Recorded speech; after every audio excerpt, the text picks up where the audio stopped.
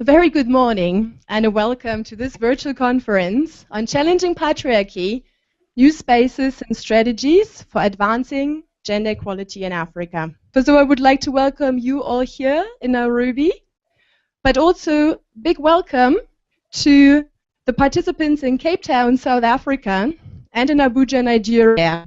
In those three offices of the Heinrich Böll Foundations, we have an extraordinary gathering of academics, of activists, of politicians, entrepreneurs, government representatives from those three countries, from Kenya, Nigeria, and South Africa. Unfortunately, this morning we will not have the time for proper introductions, so I won't be able to introduce everyone here in the room to the participants in the two other spaces.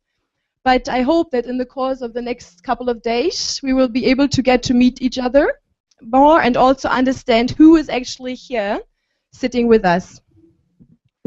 Last but not least, I want to say a warm welcome also to all of those that are following us online at this moment. We have registration from 6 African countries at this point in time and 5 countries not in Africa, including Germany, China, Argentina, and the United States.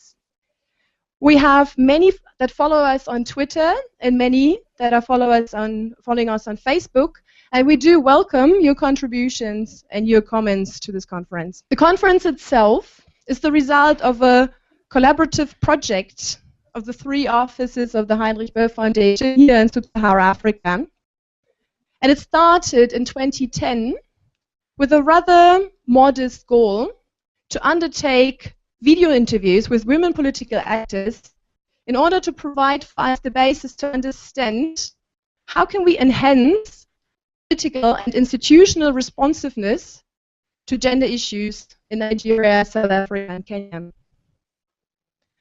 The women leaders that we portrayed in these videos talked about challenges, but they also talked about strategies that they employed in order to break into male-dominated spaces. Actually, you can see those videos on the conference websites, as you will also find a lot of background material there for your perusal. So the videos initially also celebrated success, and I think there is reason to be celebrating success here in Africa when you look at that in the past 50 years, the representation of women has increased from initially 1% in 1960 to now around about 20%.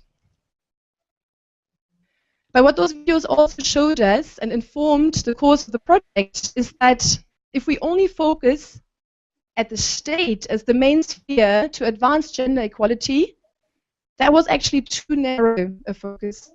And it was also not leading us to the actual social, cultural, and political outcomes that we were and still are hoping for, the greater representation of women will eventually bring. This is one of the characteristics that I think is very special to this project that we have been doing, and we are also picking up again yet now with this virtual conference. It's the value that comes from actually having this debate and sharing this debate across the vast African continent. Another characteristic is that we have continuously been linking theoretical debates with the very real experiences of people on the ground. So what we initially explored in those background papers was then picked up by learning forums, by learning guides and learning forums that we had in all of the 3 countries. And I believe that some in the room and also in South Africa and in Nigeria might even have been participants in those learning forums. So looking back at the project as it has been so far, one of the key messages that stand out for us is that we really need to start broadening this debate. And the conference, the virtual conference, in its format and participation is actually trying to do exactly that. First of all, choosing the format of a virtual conference means that we have invited a very large audience to share these conversations, and we are now finally very publicly, and we are in real time, we're going to continue having these debates in real time, accessible to many people that usually do not necessarily follow such debates. But also what we're doing under this title of challenging patriarchy to bring together experiences in various spheres that are often actually discussed in isolation. That is, state machineries, the question of challenging patriarchy in political parties, but also the economic and public sphere. For me also, this conference seems to be very timely. Just a few weeks ago, I don't know who actually has seen it, the British newspaper The Guardian had an op-ed that was titled, was encouraging Western feminists to look to Africa. Taking the example of Rwanda, the article actually said that women here in Africa have achieved what to many must be like a far-fetched feminist fantasy. So in some ways, this conference also will be looking to this feminist fantasy. It has chosen to do so with, for some people, I believe, almost a provocative title, in Challenging Patriarchy. And we have even, in order to stimulate more online conversation, been bold enough to also add a hashtag saying "End Patriarchy." And it is and remains a concept that is controversial, not just outside, but also inside feminist circles. But nevertheless, from the experience that we have made, what we are realizing is that if we do not talk about challenging the interpretations of norms and values that are continuously used to frustrate a much larger equality project, then we will not be able to create new spaces, and we will not explore new strategies to advance gender equality in Africa.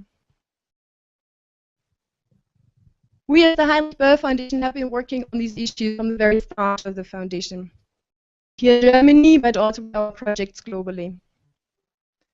And one of our co-presidents, Barbara Unmüßig, we are affiliated with the Green Party in Germany, so we are following and adopting the principle that we have actually two people at the helm of the organization, a woman and a man.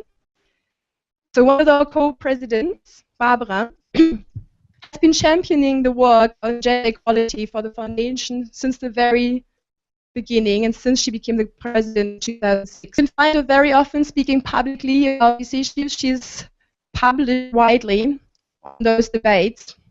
And she also does something that we are trying to do with our work as well.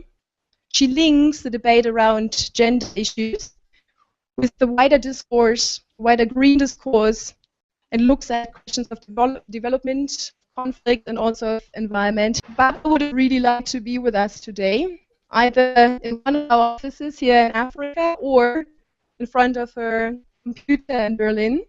Unfortunately, this is not possible. She's traveling to China as we speak, so unfortunately she couldn't be with us live. But she has been recording a message for us, a welcome message. I would like us to maybe watch her welcome message together.